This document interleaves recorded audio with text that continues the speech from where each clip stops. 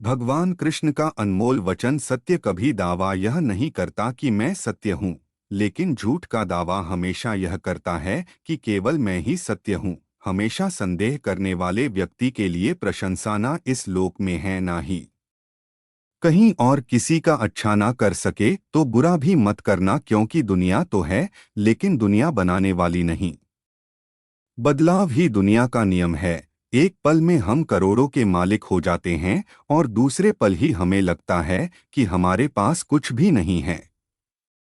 न तो यह शरीर है और न ही तुम इस शरीर के स्वामी हो। यह शरीर पंच इन तत्वों से बना है, अग्नि, जल, वायु, पृथ्वी और आकाश। एक दिन यह शरीर पंच में विलीन हो जाएगा।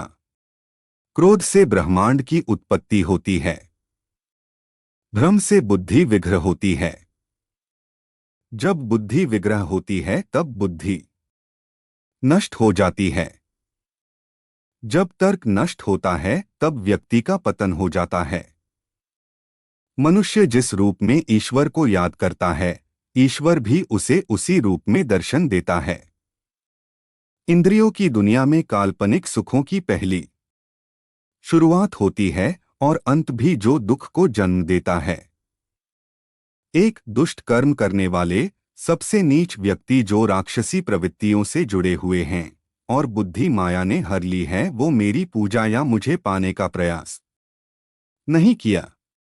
बुद्धि को अपने निजी को एकजुट करना चाहिए और फल की इच्छा के लिए ज्ञान को छोड़ना चाहिए। सज्जन लोगों को हमेशा अच्छा व्यवहार करना चाहिए, क्योंकि पर्यटन के पद चिन्हों पर सामान्य व्यक्ति अपना रास्ता चुनता है। केवल पहले से ही विद्यमान अनैच्छिक का प्रक्षेपण है। अपना अनिवार्य कार्य करो, क्योंकि वास्तव में कार्य करना सबसे बेहतर है। इस संपूर्ण संसार में कोई भी व्यक्ति महान नहीं जन्मा होता है, बल्कि उसके कर्म उसे महान बनाते हैं। गीता में कहा गया है, कोई भी अपने कर्म से भाग नहीं सकता, कर्म का फल तो भुगतना ही पड़ता है।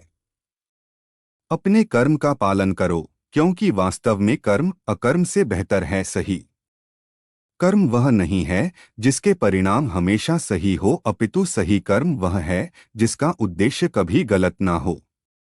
इंसान हमेशा अपने भाग्य को कोसता है, यह जानते हुए भी कि भाग्य से भी ऊंचा उसका कर्म है जिसके स्वयं के हाथों में है।